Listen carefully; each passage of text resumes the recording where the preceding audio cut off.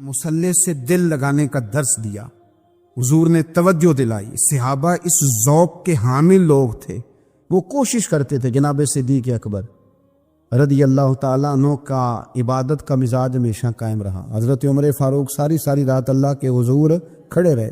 حضرت عثمان غنی رضی اللہ تعالیٰ عنہ عشاء کی نماز پڑھ کے 2 رکعتوں کی نیت باندھتے تھے، 15 سپارے پہلی رکعت میں پڑھ دیتے اور 15 سپارے قرآن مجید کے دوسری رکعت میں پڑھ دیتے۔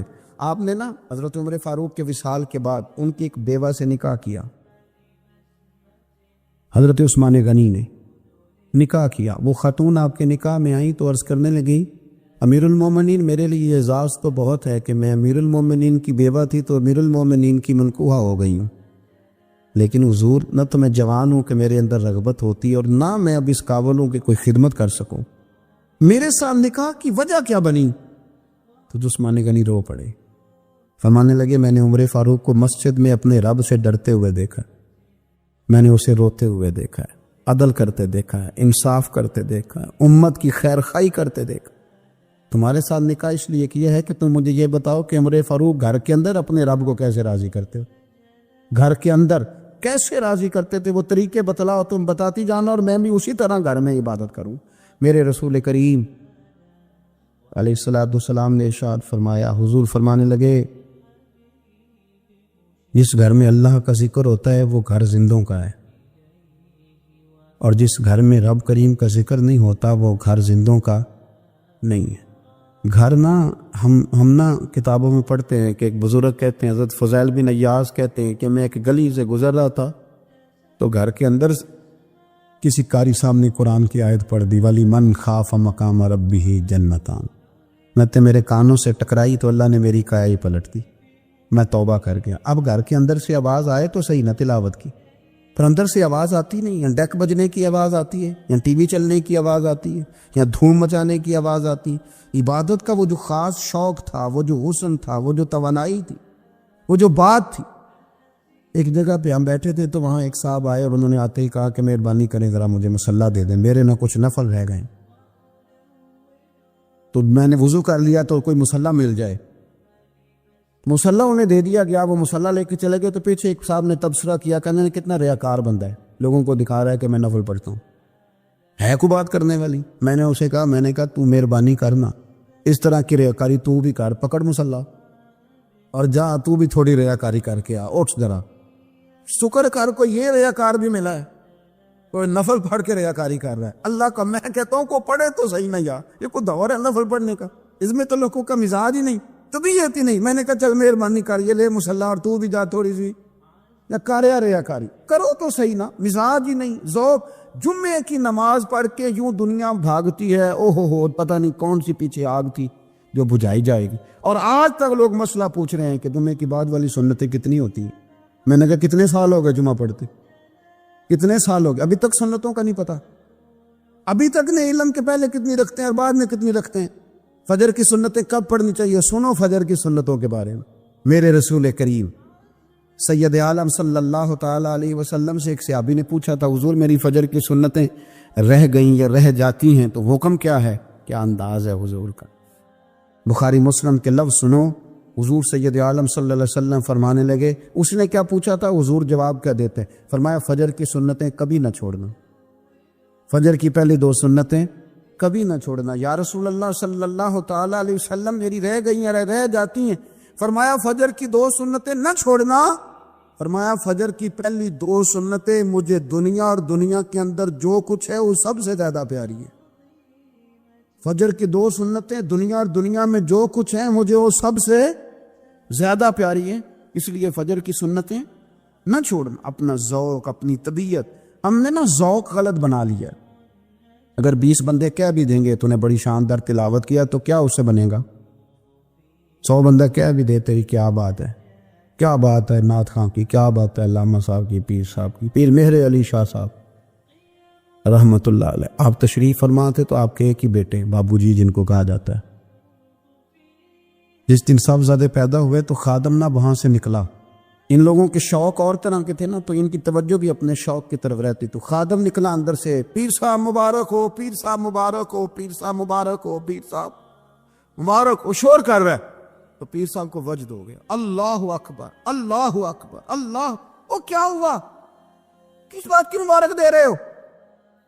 عرض کی حضور اللہ نے بیٹا دیا ہے۔ تو آپ فرمانے لگے اچھا حضور آپ کیا ہوا، آپ تو پریشان ہو گئے۔ فرمانے لگے جب تو نے 3 دفعہ کہا نا مہر علی کو مبارک ہو، تو میں سمجھا تھا شاید تجھے کسی نے بتا دیا ہے کہ مہر علی سے اللہ راضی ہو گیا۔ میں سمجھا تھا کہ شاید تو یہ خبر لے کے آیا ہے کہ کسی نے بتایا ہے کہ مجھے آج خبر ملی ہے کہ مہر علی سے رب اچھا پتر ہوا ہے، الحمدللہ اللہ کا شکر ہے، پر میرے لیے مبارک کا دن وہ ہوگا جب میرا رب کہے گا کہ میں مہر علی سے راضی ہوں، میرے محبوب کہیں گے کہ میں مہر علی سے۔ آپ بات کو سمجھی، شوق ہی کسی اور طرف تھا، دل ہی کہیں اور لگا ہوا تھا، طبیعت ہی کہیں اور مائل تھی۔ کوئی وظیفہ پوچھتے تھے تو پڑھتے تھے وہ لوگ، کچھ اللہ اللہ انہیں بتائی جاتی تھی تو کرنے کا ذوق رکھتے تھے، طبیعت تھی، قائل تھے۔ حضرت ربیع کہتے ہیں میں بڑی دور سے سفر کر کے گیا حضرت اویس کرنی سے ملنی، بڑی دور سے، اور جب میں پہنچا تو فجر کا وقت تھا، تو حضرت اویس کرنی کو میں نے پا لیا، تو وہ نماز پڑھ کے نا قرآن شریف لے کے بیٹھ گئے۔ فرماتے اشراق چاشت کا وقت ہوا تو نفلوں کی نیت باندھ لی۔ محدث ابن الجوزی نے لکھا ہے، فرماتے ہیں پھر جب زوال کا وقت ہوا تو مسجد میں جھاڑو دینے لگ گئے۔ زور کی نماز پڑھ کے تو عصر کی تیاری تک وہ مسجد میں بیٹھے رہے، اور میرے نبی پاک علیہ السلام نے فرمایا جو نماز کے انتظار میں بیٹھا ہو وہ نماز ہی میں ہے، وہ نماز ہی میں ہے۔ فرمایا میری دنیا میری امت کی جو رہبانیت ہے نا وہ اتنی ہے کہ نماز کا انتظار کرے، اذان کے بعد نماز کا یہ راہب ہے، یہ اس وقت چھوڑ کے بیٹھے ہیں سارا کچھ۔ فرماتے ہیں عصر تک انہوں نے اللہ اللہ کی، پھر مغرب تک کی، عشاء کی نماز ہوئی تو نماز پڑھی تو وہ تھک گئے۔ اب مجھے وہ فارغ ہوں مصلی چھوڑے تو میں ملاقات کروں نا، کہ آپ حیران نہ ہو کہ اتنی دیر بندہ کیسے اللہ اللہ کر، ہم نے کی نہیں نا اس لیے ہم پریشان ہیں۔ جو عادی ہوتے ہیں وہ کر بھی لیتے ہیں، وہ یہ کام، میری بات کو سمجھ آ رہے ہیں؟ جب جاتے ہو کسی دفتر میں تو 8 گھنٹے کھڑے رہ لیتے ہو نا، مجبوری ہوتی ہے تو کھڑے رہا جا سکتا ہے۔ پاسپورٹ کے دفتر بولیے، امیگریشن کی لائنوں میں، اور میں نے تو ایمبیسیوں میں بندے 12 گھنٹے پہلے جا کے کھڑے دیکھے، رہ لیتے ہیں کھڑے۔ تو اگر ان کاموں کے لیے رہا جاتا ہے تو اللہ رسول کے لیے بھی کھڑے رہا جا سکتا ہے۔ تو فرمانے لگے کہ جب عشاء کی نماز کے بعد آخر انسان تھے تھک گئے، نیند کا غلبہ ہوا تو تھوڑی ایسے آنکھ بند ہوئی تو کھلی تو رونے لگے۔ حضرت ویسے کر لیا، رو کے کہنے لگے مالک مجھے غافل تو نہ کرے، ابھی میں نے کیا بھی کچھ نہیں، دن ختم ہو گیا، کوئی نفل نہیں، کوئی اللہ اللہ نہیں، اللہ مجھے غافل نہ کر، میری مدد فرما۔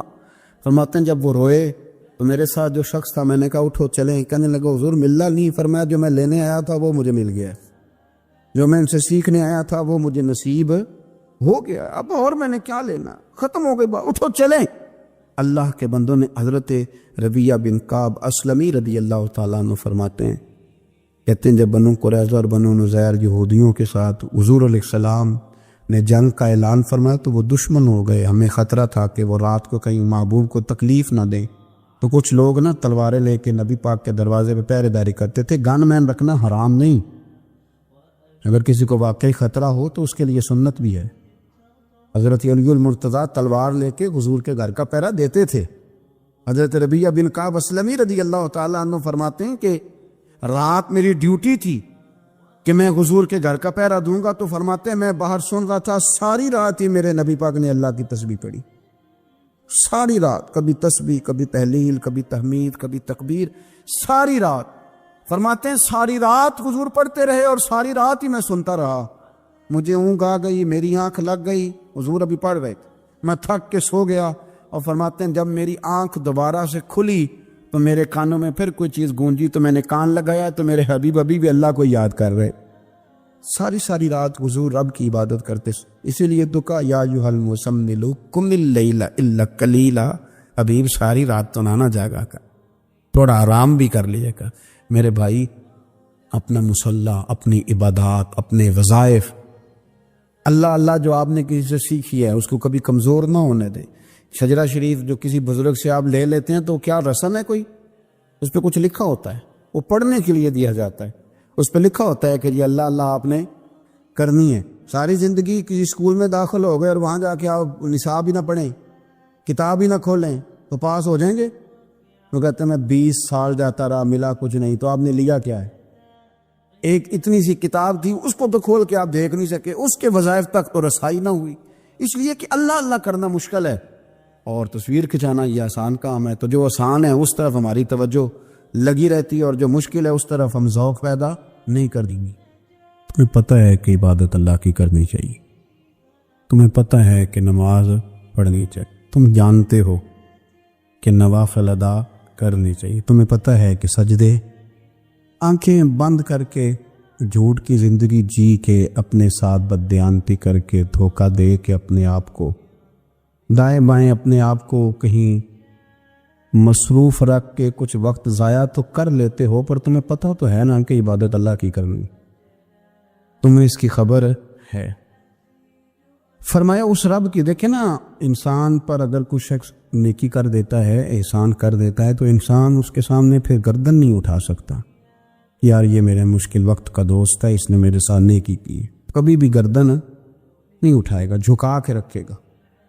تو اگر عام کوئی نیکی کر دے تو اس کے سامنے انسان کبھی گردن نہیں اٹھاتا، تو جو رب ساری نعمتیں عطا فرمائے، جو کہے کہ تیری تخلیق میں نے کی، تجھ سے پہلوں کو بھی پیدا میں نے کیا، تیرے لیے زمین کا بچھونا بھی میں نے بچھایا، آسمان کی چھت بھی میں نے لگائی، تیرے لیے زمین سے ساری اناج کو، پھل کو، کھیتیوں کو نکالا بھی تیرے لیے، اب تو اس طرح کر کہ تو میری عبادت کر، تو میری بارگاہ میں جھک جا۔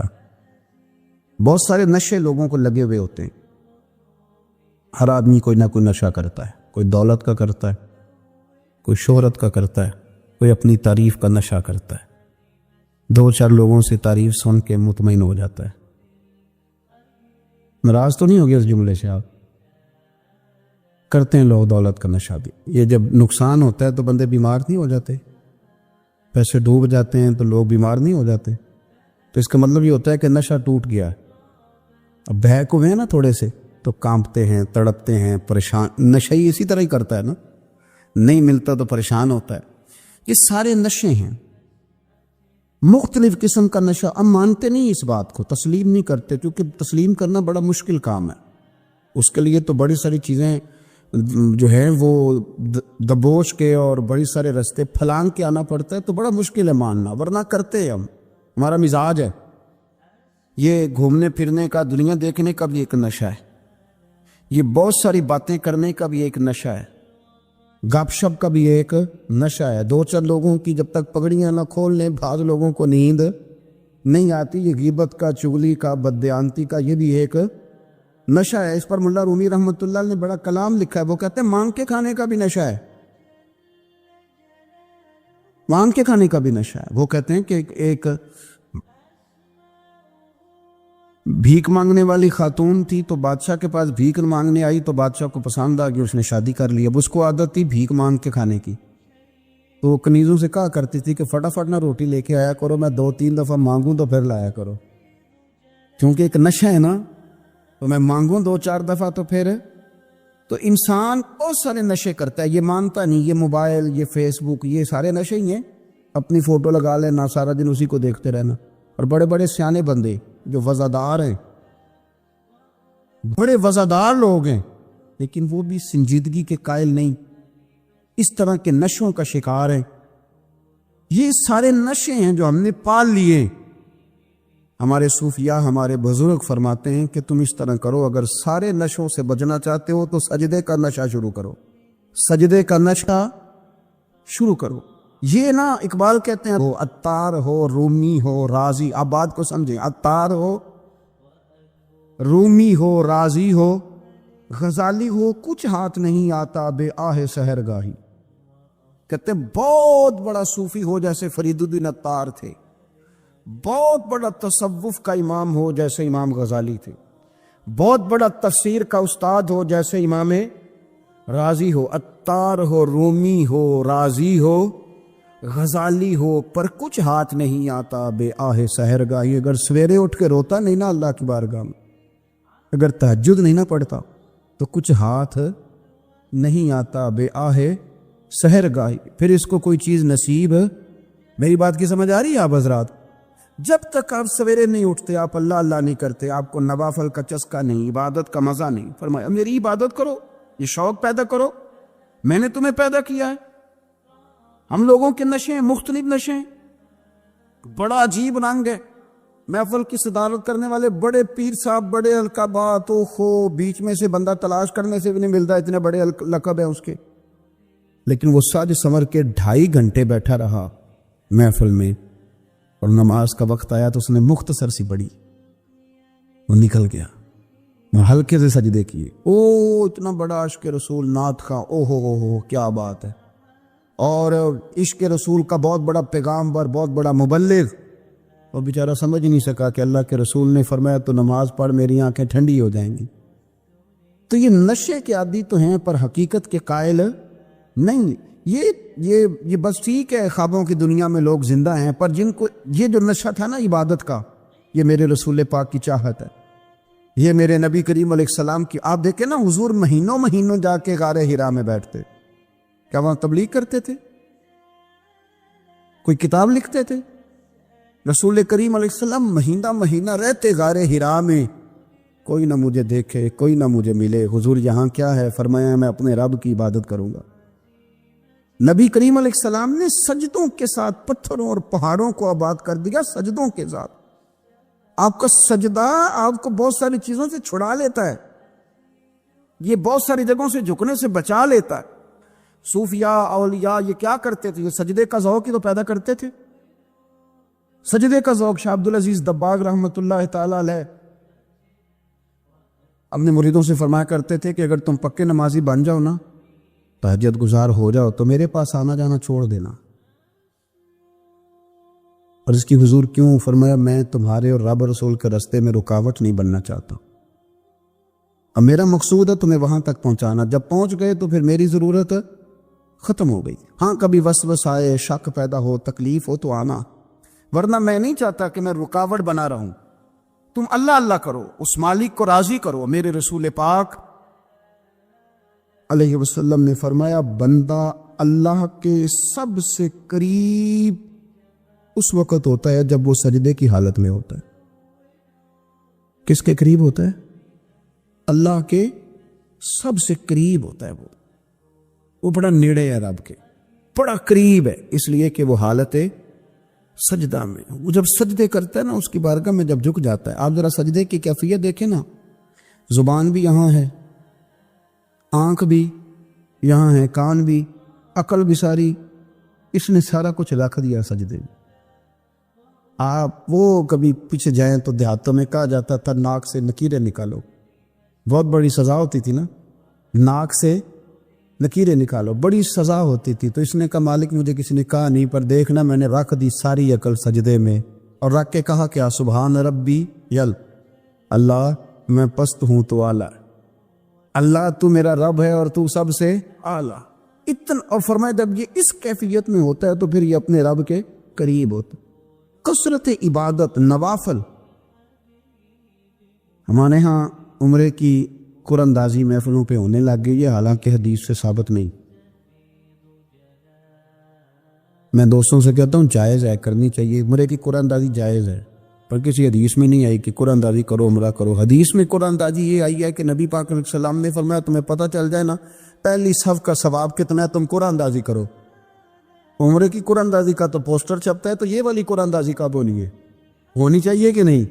حضور نے فرمایا تمہیں پتہ چلے کہ اس کا ثواب کتنا، تو تم قرآن اندازی کرو، تم قرآن ڈالو۔ جب آپ نماز پڑھ رہے ہوتے ہیں، جب آپ کا مصلی آباد ہوتا ہے، صلاح الدین ایوبی ایک بزرگ سے ملاقات ہو گئی، بیت المقدس پر قبضہ تھا عیسائیوں کا، تو صلاح الدین بڑے پریشان تھے۔ وہ بابا جی کہنے لگے پتر کیا ہوا؟ کہنے لگے حضور پتہ چلا ہے دشمن کے 2 بحری بیڑے اسلحہ لے کے آ رہے ہیں، مسلمان پہلے ہی کمزور ہیں، اور اب اگر 2 بحری بیڑے اور آ گئے تو حضور مسئلہ بن جائے گا۔ تو میں پریشان ہوں کہ کس طرح یہ کم مسئلے والی ہماری فوج ہے کیسے مقابلہ کرے گی۔ تو بابا جی کہنے لگے پتر اس طرح کرنا، آج رات تو بھی دعا کرنا اور میں بھی کروں گا، تو بھی دعا کرنا، آپ ناراض نہ ہونا، ہم تو پیروں والے ہیں، ہم تو پیروں کے نوکر غلام ہیں، ہمارا تو گزارا ہی نہیں، ہمیں تو ملتا ہے سارا کچھ وہاں سے۔ پر میرا سوال یہ ہے کہ تعویذ لینے جاتے ہو نفل کیوں نہیں پڑھتے؟ رات اللہ اللہ کیوں نہیں کرتے؟ یہ بھی تو ہمارے بزرگوں کا ہی طریقہ ہے، انہوں نے تو ہمیں سکھایا ہے۔ صلاح الدین ایوبی سے بزرگوں نے کہا کہ رات آج نا اللہ اللہ کرنا تو میں تیرے لیے دعا کروں گا، تو بھی دعا کرنا۔ تو بندہ جب دکھی ہوتا ہے تو سجدہ کرتا ہے تو پھر ہی تو مصلی بھیگ جاتا ہے، پھر ہی تو مزہ آتا ہے۔ سکھی بندہ تو کعبے جا کے نہیں روتا، دکھی تھے، تکلیف تھی تو سر رکھا سجدے میں تو تڑپ گئے۔ اور وہ بابا جی کہتے ہیں میں مسجد آیا تو صلاح الدین چیخے مار کے رو رہا تھا اور کہہ رہا تھا مالک میں کوئی اپنی شان کے لیے تو نہیں نہ لڑ رہا، اللہ کو میں کوئی قبضوں کے لیے تو نہیں لڑ رہا، مالک تیرے لیے لڑ رہا ہوں، مجھے بے آبرو نہ کرنا، میری مدد فرمانا۔ کہتے ہیں میں آیا تھا کہ مسجد میں دعا کروں گا، پر صلاح الدین ایوبی کو روتے دیکھا تو میں لوٹ گیا۔ تو سویرے صلاح الدین ملے تو بڑے خوش تھے۔ میں نے کہا پتر کیا ہوا؟ کہنے لگے حضور وہ بحری بیڑے دو آ رہے تھے نا اسلحہ لے کے، دونوں ڈوب گئے پانی میں ڈوب گئے۔ تو بابا جی کہنے لگے صلاح الدین وہ پانی میں نہیں ڈوبے، وہ تیرے آنسوؤں میں ڈوب گئے، وہ غرق ہو گئے۔ وہ جو تو نے مصلی بات کیا تو وہ تیرے آنسوؤں میں ڈوب گئے، وہ غرق ہو گئے، وہ تباہ، اتنے قیمتی تھے تیرے آنسو کے بہا لے گئے دشمن کے بحری بیڑوں کو۔ میرے بھائی ٹھیک ہو گیا جی، میرے عزیز سمجھ لیں اس بات کو ہمیشہ کے لیے، اور اس پر غور کرنے اچھے طریقے سے کہ میرے رسول کریم سید عالم صلی اللہ علیہ وسلم نے نا ہماری توجہ دلائی، حضور نے ہمیں بتلایا، ہمارا ذوق بڑھایا عبادت کی طرف۔ ایک صحابی تھے حضرت ابو فاطمہ رضی اللہ تعالیٰ عنہ، یہ ترمذی شریف کی حدیث ہے۔ نبی پاک علیہ السلام نے فرمایا ابو فاطمہ قیامت کے دن مجھ سے جلدی ملنا چاہتے ہو کہ دیر کے ساتھ؟ تو کہنے لگے حضور کون ہوگا جو دیر سے ملنا چاہے گا، ہم نے تو جان دے دی وعدہ دیدار پر۔ اعلیٰ حضرت فرماتے ہیں جان دے دی وعدہ اور نقد اپنا دام ہو ہی جائے گا۔ مجھے لگتا ہے کہ یہ سودا نقد و نقد ہو جانا ہے، کیونکہ ہم نے جان دے دی وعدہ دیدار پر۔ آپ نے وعدہ کیا تھا کہ مریں گے تو پھر زیارت ہوگی، تو مر گئے ہم زیارت کی خاطر۔ جان دے دی وعدہ دیدار پر تو نقد اپنا دام ہو ہی جائے گا۔ اے رضا ہر کام کا ایک وقت ہے، دل کو بھی آرام ہو ہی جائے گا۔ تو حضرت ابو فاطمہ رضی اللہ تعالیٰ عنہ سے نبی پاک صلی اللہ علیہ وسلم نے فرمایا جلدی ملنا چاہتے ہو کہ دیر سے؟ عرض کی حضور فٹافٹ ملنا ہے، میں نے قیامت کے دن آپ سے جلدی ملنا ہے۔ تو نبی پاک علیہ السلام نے فرمایا پھر اس طرح کرنا، دنیا میں رہ کے سجدے زیادہ کرنا، پھر سجدے زیادہ کرنا، قیامت میں ملاقات جلدی ہو جائے گی، قرب ملے گا تمہیں۔ اپنے بچوں کے اندر دیکھیں نا، ہم شوق پیدا کرتے ہیں، ہمیں صحیح لفظ نہیں بولنے آتے پر ہم بچوں میں شوق پیدا کرتے ہیں کہ پتر ڈاکٹر بن جائے گا تو بڑا نفع کرے گا، تو لوگوں کی خدمت کرے گا، ملک و ملت کی خدمت کرے گا، تیرے ابا کا نام روشن ہوگا، تیرے دادا کی تعریفیں ہوں گی۔ ہم یہ ذوق پیدا کرتے ہیں، ہم اپنے نوجوانوں کے اندر یہ فکر پیدا کرتے ہیں، انہیں ہم سمجھاتے ہیں کہ میاں جب تم پڑھو گے، محنت کرو گے تو فلاں آدمی کی طرح تمہارا نام ہوگا۔ یہ جتنا ذوق ہم بچوں کے اندر ان چیزوں کا پیدا کرتے، ہمیں حکم ہے کسی طرح ہم ذوق پیدا کریں کہ پتر نماز پڑھے گا تو اللہ راضی ہو جائے گا، تو سجدہ کرے گا۔ دیکھیں نا میرے رسول کریم علیہ السلام نے فرمایا 7 سال کے بچے کو مسجد لے کے جاؤ، یعنی اسے شوق دلاؤ، اس کے اندر یہ خاصیت پیدا کرو کہ اس کا دل کرے مسجد میں جانے، اس کے اندر یہ خصوصیات لاؤ کہ وہ ہمارے ہاں نا ہر چیز کو پروموٹ کیا جا رہا ہے، ہر چیز کو یعنی سر سنگیت سکھانے کے لیے اکیڈمیاں بن گئی ہیں، ہر شے پروموٹ ہو رہی ہے، عبادت کا جذبہ کم ہوتا جا رہا ہے، اللہ کا ذوق ہمارے اندر نہیں رہا۔ اور اتنا مشکل ہم نے اپنے لیے بنا لیا ہے کہ وہ بندہ جو بڑی زبردست مذہبی گفتگو کر رہا تھا اور تگڑی بات کر رہا تھا، کیا بات ہے، لیکن نماز کے بارے میں کمزوری دکھا جاتا ہے، نوافل کے بارے میں وہ چپکے سے نکل جاتا ہے۔ امام احمد بن حنبل رحمۃ اللہ تعالی علیہ، مسند امام احمد بن حنبل 14 جلدوں میں ہے مارکیٹ میں، اور مجھے تو خیر پسند ہی بڑی ہے، میں نے کئی دفعہ پڑھی ہے۔ اور کیا بات ہے امام احمد بن حنبل کی، کیسے تگڑے قسم کے محدث تھے اور اللہ نے کتنا انہیں اعزاز عطا فرمایا ہوا تھا۔ یہ کوڑے بھی کھاتے تھے دین کی خاطر، سارا کرتا لہو سے بھر بھی جایا کرتا تھا، بڑا اعزاز والا شخص تھے، بڑے اعزاز والے، حدیثیں جمع کرنا، حدیثیں لکھنا، حدیث پڑھانا، سارا دن رہتے تھے۔ کہہ سکتے تھے کہ میں کر تو رہا ہوں کام، اور حدیث بھی موجود ہے کہ عالم عابد سے افضل ہوتا ہے، پر اس کے باوجود امام احمد بن حنبل رحمۃ اللہ علیہ 300 نفل فرض نمازوں کے علاوہ پڑھا کرتے تھے، 300 نوافل روز پڑھا کرتے تھے. ان کے بیٹے نے کہا ابا جی مکان خریدنا ہے تو کوئی جگہ کہاں کر کے لوں, بہت ساری آبادیاں. تو فرمایا پتر وہاں لینا جہاں مسجد قریب ہو. میرے رسول کریم سید عالم صلی اللہ علیہ وسلم اتنا پسند کرتے مسجد کو, اتنا پسند کرتے نماز کو, کہ رسول کریم صلی اللہ علیہ وسلم تہجد کی نماز بھی پڑھتے, پھر حضور فجر کی نماز بھی پڑھتے. نبی پاک وطر کو الگ کر کے پڑھتے, عشاء کے ساتھ نہیں پڑھتے. یہ تو ہمیں سے یہ اجازت دی ہمارے بزرگوں نے کہ بعد میں اٹھے گا کون علیحدہ وطر پڑھنے کے لیے, عشاء کے ساتھ پڑھ لے. وطر پڑھتے, تہجد پڑھتے, فجر پڑھتے, اشراق پڑھتے, چاشت پڑھتے, پھر مغرب کی نماز کے بعد 6 رکعت اوابین پڑھتے, پھر رات کو صلاۃ اللیل پڑھتے. سیدہ عائشہ صدیقہ کہتی ہیں زمانہ سو جاتا اور میرے رسول مصلی بچھا کے کھڑے ہو جاتے. او یار کھیتی باڑی کر کے نہیں, محنت مزدوری کر کے نہیں. جناب عائشہ کہتی ہیں میں یہ بھی دیکھتی کہ حضور ایک آیت شروع کرتے تو ساری رات اسی کو پڑھتے, اور میری نظر جاتی تو قدم مبارک پہ ورم آ جاتا. یار نماز پڑھ پڑھ کے, اتنی مشقت کر کے, اتنی جد و جہد کر کے ورم آ گیا. یا رسول اللہ اتنی محنت کیوں کرتے ہو؟ فرمایا افلا اکون عبدا شکورا, کیا میں اپنے رب کا شکر گزار بندہ نہ بنوں؟ صحابہ کا ذوق عبادتوں کا, ریاضتوں کا, تلاوتوں کا, طبیعت ہے ان کی. وہ ایک دوسرے کو, حضرت مولا علی شیر خدا کرم اللہ تعالی وجہہ الکریم کے زمانے میں روم کے بادشاہ نے کہا یار یہ مسلمانوں کا پتہ تو کرو, یہ آخر کیوں اتنے زیادہ مجاہد ہیں. اس زمانے میں جاسوس بھیجنے کا مزاج تھا, اب تو جاسوس پکڑا جاتا ہے, اب تو جاسوس اور جاسوسی کا شوق ویسے آج بھی ہے. عرض کروں تھوڑی سی بات اس عنوان سے. پتہ کیا ہمارا مسئلہ ہے, ہم جہاں جاتے ہیں نا وہاں تھوڑی خوشبو سونگنے کی کوشش کرتے ہیں. وہ کیا ہے تو یہ کیا ہے تو ادھر کیا ہے تو تھوڑا سا ادھر کیا ہے. میرے رسول پاک پڑھیے درود شریف, سارے پڑھیے ذرا زور سے, صلی اللہ تعالی. نبی پاک علیہ السلام نے فرمایا جاسوسی نہ کرنا ورنہ تم بندوں کو خراب کر دو گے, اور فرمایا اس طرح نہ ہو کہ تم کسی کے آپ کھول نہ نکلو تو تمہارے پہلے کھول جائیں. یہ جو ذوق ہے نا یہ ختم کریں, چھوڑیں. مطلب آپ کس چکر میں پڑے ہوئے ہیں, اتنی زیادہ توجہ کرنے کی کیا ضرورت ہے. نے کام سے کام رکھیں, اس میں بندہ تھوڑا سا نا آسان رہتا ہے. یہ جو بہت زیادہ ٹٹولنے والے لوگ ہوتے ہیں نا وہ بیچارے پھر عمر ٹٹولتے ہی گزار دیتے ہیں, اس لیے کہ مزاج ہی بہت پکا ہے. بوری کا منہ کھول کے اندر تک ہاتھ ڈالنا, تو پھر کئی دفعہ سامنے سے بچھو بھی لڑ جاتا ہے, خرابی ہوتی. تو جاسوسی کی جاتی تھی. اس نے بھی جاسوس بھیجے کیونکہ قبیلوں کے لوگ تھے, کچھ مسلم کچھ کافر, پہچانے نہیں جاتے تھے لوگ. تو کچھ لوگ اس نے بھیجے, انہوں نے آ کے نا تحقیق کی, ریسرچ کری کہ آخر ماجرا کیا ہے. تو واپس جا کے انہوں نے رپورٹ دی نا روم کے بادشاہ کو. اس رپورٹ کا ایک جملہ بڑا شاندار ہے. وہ کہنے لگا بادشاہ ہمیں مسلمانوں کی کوئی سمجھ نہیں آئی, ہمیں کوئی سمجھ نہیں آئی. انہوں نے کہا کیوں نہیں سمجھ آئی؟ کہنے لگے یار عجیب بندے ہیں, جب رات مصلی پہ بیٹھتے ہیں تو یوں لگتا ہے ان کا دنیا سے رشتہ ہی کوئی نہیں, کوئی کسی کو نہیں جانتا. کوئی اپنے دکھ سنا کے رو رہا ہے, وہ اپنی بات کر کے رو رہا ہے, لگتا ہے کہ ان کے کوئی رشتہ ہے ہی نہیں جب مصلی پہ بیٹھتے ہیں.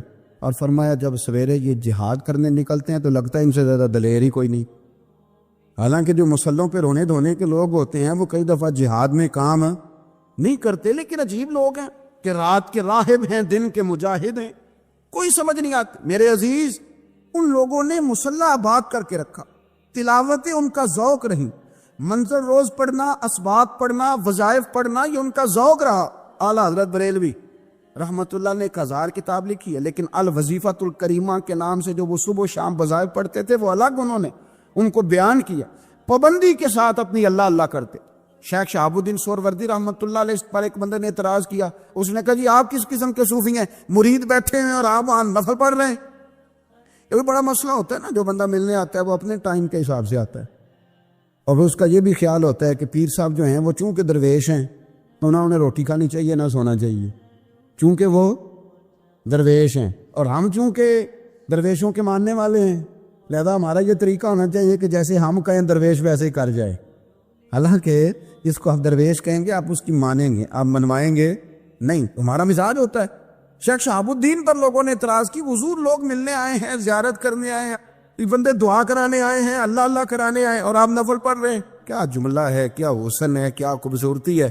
فرمانے لگے رب رسول سے مانگنے کے لیے مصلی بچھایا ہے, اگر وہاں سے مانگوں گا نہیں تو تمہیں دوں گا کیا, پہلے مجھے کچھ لے تو لینے دو, اگر میرے پلے کچھ ہے ہوگی تو آگے دوں گا نا. تو میں مانگنے گیا تھا کہ یا اللہ دے, تیرے بندے لینے آئے دے, تو میں کچھ لوں گا تو آگے دوں گا نا. لیکن ہمارا یہ سٹیٹس, یہ مزاج, یہ شعور نہیں ہے. گپیں, کہانیاں, داستانیں, گفتگو, خطابت, واز, کیا بات. لیکن اگر کچھ کرنے کا کام ہو تو وہ نہیں ہم سے ہوتا. کہ بخاری مسلم میں ایک حدیث ہے جس کو پڑھ کے انسان بار بار سوچنے پہ مجبور ہو جاتا ہے کہ اس طرح بھی ہوتا ہے. حضرت انس بن مالک رضی اللہ تعالیٰ عنہ ارشاد فرماتے ہیں, ہم سب حضور کی بارگاہ میں بیٹھے تھے, بخاری مسلم ہے. نبی پاک علیہ السلام تشریف فرما تھے, حضور کی حالت مبارکہ تھی, جہاں موقع آیا حضور بیٹھ گئے. حضور زمین پہ جلوہ فراز تھے. صحابہ کرام نے سوال پوچھنے شروع کیے, یہ بھی بتائیں, یہ بھی بتائیں. کچھ نوجوان تھے, انہوں نے کچھ سوالات شروع کیے, انہوں نے بہت زیادہ سوالات کیے کثرت سے.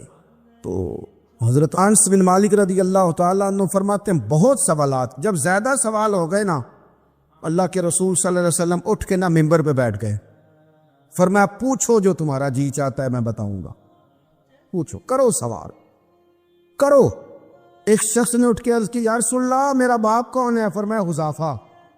دو لوگ اور اٹھے, یا رسول اللہ ہمیں لوگ تانے دیتے ہمارا باپ. فرمایا تمہارا باپ وہی ہے جس کی طرف تم منسوب ہو, اسی باپ کی جائز اولاد ہو. ایک بندہ اور اٹھا, اس کا لہجہ بھی کچھ اس طرح کا تھا, کہنے لگا حضور میں جنت میں جاؤں گا کہ جہنم میں؟ کئی دفعہ نا چیزیں راز میں رہیں تو وہ ٹھیک رہتی ہے, لیکن جن کو راز کھولنے کا شوق ہو ان کے اپنے بھی کھل جایا کرتے, ان کے کھل جاتے ہیں, پھر وہ تکلیف میں آتے ہیں. یاد رکھیں, حضور میں جنت میں جاؤں گا کہ جہنم میں؟ حضرت انس بن مالک کہتے ہیں کریم بولے, مور لگنے لگی, ہم کانپنے لگے.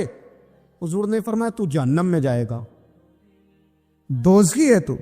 بس جب وہ سناٹا چھا گیا, اب ڈر تھا کہ کچھ اور باتیں نا, یہ کثرت سوالات کی وجہ سے حضور ناراض ہو گئے. کہتے ہیں فٹافٹ حضرت عمر اٹھے, فٹافٹ, اور کوئی معافی نہیں مانگی, کوئی بات نہیں کی. جناب عمر تھے نا, آئے عمر تیرے جملوں پہ مر جاؤں, ان راہوں پہ قربان جہاں سے عمر چلتے تھے. ہر حکمران تیری بات کرتا ہے, پر عمر تیرے ایک ایک فیصلے پہ میری اولادیں قربان. ایسا بھی شخص کوئی پلٹ کے دنیا میں آئے گا جیسا خطاب کے گھر عمر پیدا ہوا. حضرت فاروق اعظم اٹھے, یوں ہاتھ باندھے, رو پڑے, کہنے لگے نہ حضور نہ, رضیت باللہ ربا وبالاسلام دینا وبسیدنا ومولانا محمدا نبیا ورسولا. حضور ہم بڑے راضی ہیں کہ اللہ ہمارا رب ہے, سونیا بڑے راضی ہیں کہ دین ہمارا اسلام ہے. یا رسول اللہ ہم بڑے راضی ہیں کہ اللہ نے آپ کو ہمارا نبی بنا کے دے دیا ہے. حضور بڑے, یوں ہاتھ باندھے, نہ ساڈا بولیا چولیا معاف کری, غلطی ہو گئی حضور جوانوں سے. نہیں ایسا حضور, نہ اس سے زیادہ کوئی پردہ نہ کھول جائے کہ رضیت باللہ ربا وبالاسلام دینا وبسیدنا ومولانا محمد نبیا ورسولا.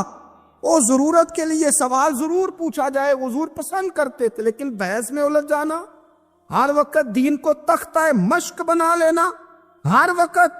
میرا دل تڑپتا ہے, کبھی کبھی سوچتا ہوں یہ میرے نبی پاک کا دین ہے, کیا یہ صرف دنیا میں بحث کے لیے آیا؟ جس کو 4 لفظ آئے اس نے میرے حضور کے دین کو ذریعہ بحث بنا لیا. صبح بھی بحثیں, شام بھی بحثیں. کریم محبوب علیہ الصلوۃ والسلام نے جو طائف میں روڑے کھائے تھے وہ اس لیے کہ امت بیٹھ کے بحثیں کرے. اس لیے امام علی مقام نے سارا گھرانہ کربلا میں دے دیا کہ تم بحثیں کرو. عمل کب کریں گے؟ کرو بحث, صبح بھی کرو, ہر بندہ کرے, مولوی بھی کرے, مفتی بھی کرے, مناظر بھی کرے. اور چلو علماء تو کبھی اعلاء کلمۃ الحق کے لیے کوئی گفتگو کر بھی لے. ہر چوک چوراہے میں بحث, ہر جگہ مناظرہ. خدا را بلا ضرورت تو چھوڑ دے, بلا وجہ تو چھوڑ دے. کبھی تو مان کر چلنے کا مزاج بنا لیں, کبھی تو قبول کر لیں. یا رسول اللہ رضیت باللہ ربا وبالاسلام دینا وبسیدنا ومولانا محمد نبیا ورسولا. حضور بڑے راضی ہیں کہ اللہ ہمارا رب ہے, اسلام ہمارا دین ہے, آپ ہمارے نبی ہیں. حضور ہم بڑے ہی راضی ہیں. ہم پر کرم نوازی ہو جائے، تو حضور نے فرمایا عمر بیٹھ جا، اللہ تیرے اوپر رحم فرمائے۔ عمر بیٹھ جانا، رب تیرے اوپر رحم فرمائے۔ قرآن مجید فرقان حمید آپ دیکھیے تو سورہ بقرہ میں سے جو آیہ کریمہ میں نے آج تلاوت کی ہے خطبے میں، اس میں اللہ تعالیٰ نے فرمایا ام تریدون ان تسألوا رسولکم کما سئل موسیٰ من قبل، کیا تم میرے نبی پاک علیہ السلام سے بھی اسی طرح ہی سوال کرنا چاہتے ہو جس طرح حضرت موسیٰ کی قوم نے ان سے کیے تھے؟ جس طرح پہلے حضرت موسیٰ علیہ السلام سے سوال کیا گیا تھا، تم بھی میرے رسول سے اسی طرح سوال کرنے کا ارادہ رکھتے؟ کبھی بنی اسرائیل والوں نے کہا کہ ہمیں پتھر سے پانی نکال کے دیا جائے، کبھی کہا کہ ہمیں کھانا من و سلوہ دیا جائے، کبھی کہا کہ ہم اس وقت مانیں گے جب رب کو اعلانیہ دیکھ لیں گے۔ کیا تم میرے رسول سے بھی اسی طرح ہی سوال جواب کرنا چاہتے ہو؟ ضرورت کے لیے سوال ضرور کریں، یہ پہلا ہی سپارہ ہے۔ حضرت موسیٰ علیہ السلام کا زمانہ مبارکہ ہے، ایک شخص نے اپنے کزن کو، اپنے چچا کے بیٹے کو، چچا زاد کو قتل کر دیا اور خود ہی اس کا مدعی بن کے حضرت موسیٰ کے پاس آیا کہ بتائیے جناب میرے اس بھائی کو کس نے قتل کیا ہے؟ حضرت موسیٰ نے ایک سادی سی بات کی، کیا فرمایا؟ وَإِذْ قَالَ مُوسَىٰ لِقَوْمِهِ إِنَّ اللَّهَ يَأْمُرُكُمْ أَن تَذْبَحُوا بَقَرَةً۔ حضرت موسیٰ علیہ السلام نے اپنی قوم سے کہا کہ اللہ تمہیں حکم دیتا ہے کہ ایک گائے ذبح کرو، گائے کا کچھ حصہ مقتول کو مارو، وہ خود اٹھ کے بتا دے گا مجھے کس نے قتل کیا ہے۔ یہ پہلا سپارہ ہے قرآن مجید کا، آپ اس کو دیکھ لیں، یہ آیت نمبر 67 سے شروع ہو رہا ہے۔ تو اب وہ چونکہ ذبح کرنا نہیں چاہ رہا تھا، اس کو پتا تھا کہ مجرم تو میں خود ہوں، وہ ذبح چونکہ کرنا نہیں چاہ رہا تھا، اس سے کہا کہ مارو ایک حصہ گائے کا، اس کو تو یہ اٹھ کے بتا دے گا۔ تو اس نے جواب کیا دیا؟ قالوا اتتخذون ہزوا، یعنی لگا آپ میرے ساتھ مذاق کرتے ہیں، کبھی ایسا بھی ہوا ہے؟ قال اعوذ باللہ ان اکون من الجاہلین، حضرت موسیٰ علیہ السلام فرمانے لگے میں اللہ کی پناہ مانگتا ہوں میں جاہلوں میں سے ہو جاؤں۔ ہر وقت مذاق کرتے رہنا یہ تو جاہلوں کا طریقہ ہے۔ کن کا ہے؟ حضرت موسیٰ نے کہا ہے، قرآن پاک ہے۔ ہر وقت مذاق کرتے رہنا، خوش طبعی اور چیز ہے، مسکراتے رہنا، لیکن کسی کا مذاق ہر وقت اڑاتے رہنا کن کا طریقہ ہے؟ جاہلوں کا۔ جب کہا نہیں ذبح کرنی ہے تو اب ذرا دیکھیے، کرنا نہیں نہ چاہ رہے، قالوا ادع لنا ربک یبین لنا ما ہی، کہنے لگے اے موسیٰ پھر آپ نہ رب سے دعا کریں کہ وہ ذرا کھول کے بتائے وہ گائیں کس طرح کی ہو، ارادہ نہیں نہ ذبح کرنے، آپ دعا کریں۔ قال انہ یقول انہا بقرۃ لا فارض ولا بکر، فرمایا کہ رب کہتا ہے وہ گائے نہ بوڑھی ہو نہ زیادہ بچیا ہو، عوان بین ذالک، ان کے درمیان ہو، یعنی جوان گائے ہو۔ فافعلوا ما تؤمرون، کرو جس کا تمہیں حکم دیا جا رہا ہے۔ قالوا ادع لنا ربک یبین لنا ما لونھا، لو اگلی بات سن لو، کہنے لگے آپ دعا کریں رب سے کہ وہ کھول کے بتائے اس کا رنگ کس طرح کا ہو، رنگ بتائیں کس طرح کا ہو۔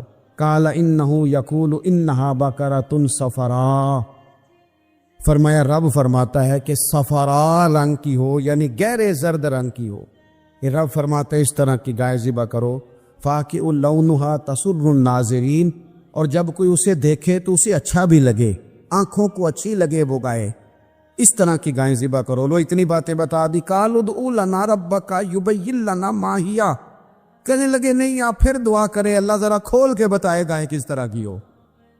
ان البقرہ تشابہ علینا، ہمیں ذرا گائیں پر شبہ پڑ گیا ہے کس طرح کی ذبح کرنی چاہیے۔ وَإِنَّا انشاء اللہ لمہتدون، اگر اللہ نے چاہا تو ضرور ہم ہدایت پا جائیں گے۔ پھر اللہ تعالیٰ نے فرمایا کہ قال انہ یقول انہا بقرۃ لا ذلول تثیر الارض، گائیں اس طرح کی ہو کہ وہ کبھی کھیتی میں نہ چلائی گئی ہو، یعنی اس کو کبھی کام نہ اس سے لیا گیا ہو۔ بیل کو لوگ لگاتے تھے نا، جو کام آج ٹریکٹر سے لیا جاتا ہے وہ گائے بیل سے لیا جاتا تھا، تو وہ کھیتی باڑی کے کام نہ اس کو لگایا گیا ہو۔ ولا تسقی الحرث، اور نہ اس سے پانی نکالا گیا ہو، نہ کھیت چلانے ہل چلانے میں لگائی گئی ہو، اور وہ جو کنواں ہوتا تھا جس کے گرد گائیں گھومتی تھی، تو کہا وہ بھی کام اس نے نہ کیا ہو گائے نے۔ مسلمۃ لا شیۃ فیہا، وہ ہر عیب سے پاک ہونی چاہیے۔ قال الآن جئت بالحق،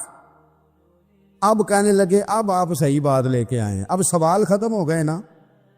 کہنے لگے اب آپ بات فذبحوہا، انہوں نے ذبح کر دی. وما کادوا یفعلون، پر ایسا کرتے نظر آتے، لگتا نہیں تھا کریں گے ذبح پر ذبح.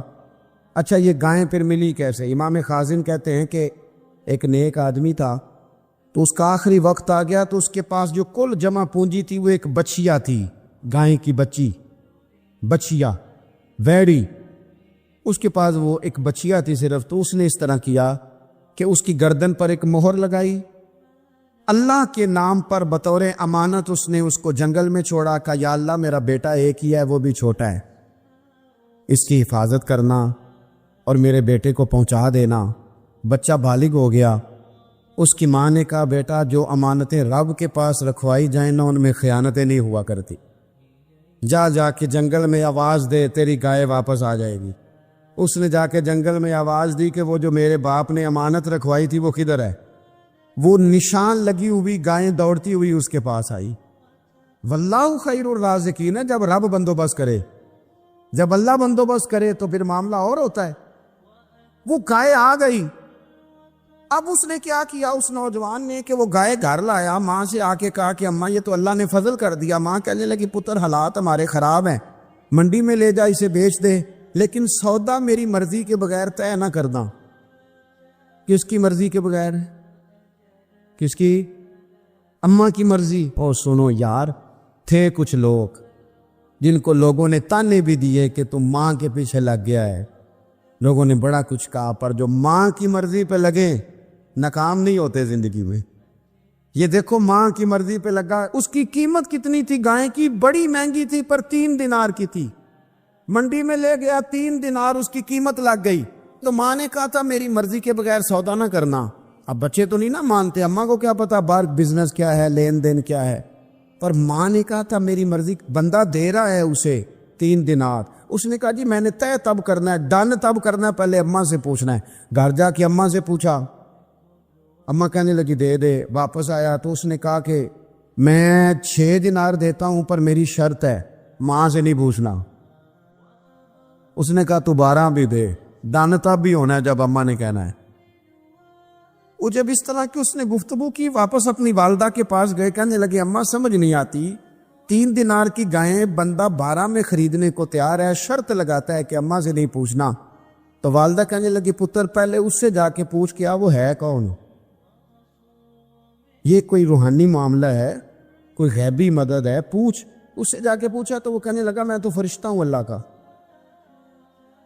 تو نے گائیں بیچنی نہیں، اس لیے کہ تیرا باپ بھی نیک ہے، تیری ماں بھی نیک ہے، رب تیرے رزق میں برکت پیدا فرمانا چاہتا ہے. ماں باپ نیک ہونا رزق میں برکت ہو جاتی ہے.